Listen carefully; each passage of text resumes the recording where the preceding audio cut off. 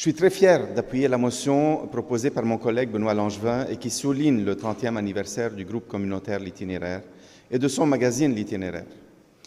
Cette motion est surtout l'occasion d'encenser les réalisations et le travail exceptionnel d'un organisme d'employés de bénévoles dévoués envers les plus démunis.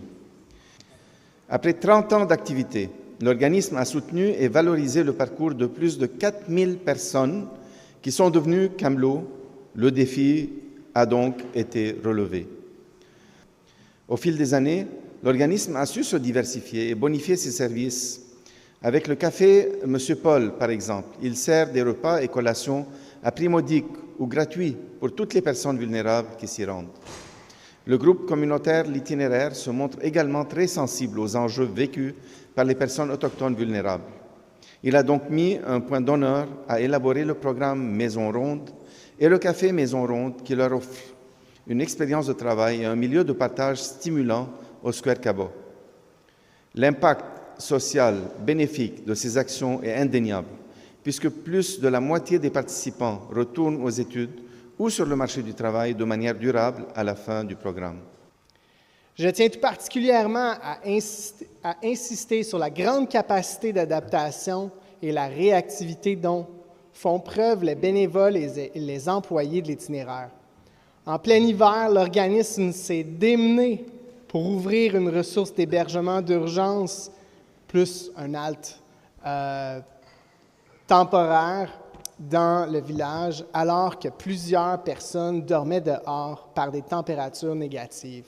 L'organisme n'avait jamais fait ça auparavant et a réalisé l'exploit d'accueillir près de 300 personnes en situation d'itinérance. Ça représente 4209 allées et venues en 77 jours. Le succès provient aussi du fait que 10 % de ces Montréalais et Montréalaises poursuivront leur chemin hors de la rue. Le groupe communautaire L'Itinéraire a ajouté une nouvelle corde à son arc en opérant un programme d'accompagnement et d'intervention de rue dans les quartiers du village et de Peter McGill.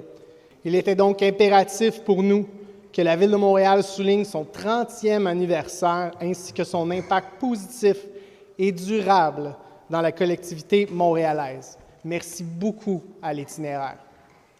30 ans pour un organisme communautaire à se développer, à croître, à s'enraciner dans la vie des Montréalais et Montréalaises, c'est quelque chose. C'est encore plus impressionnant quand on parle d'un média de rue, un média qui vit avec les moyens du bord, qui vit avec l'engagement des communautés, qui vit avec l'appui des différents partenaires, qui vit avec la formidable bienveillance des Montréalais et Montréalaises dans ce souci de favoriser l'inclusion, l'équité, la mixité.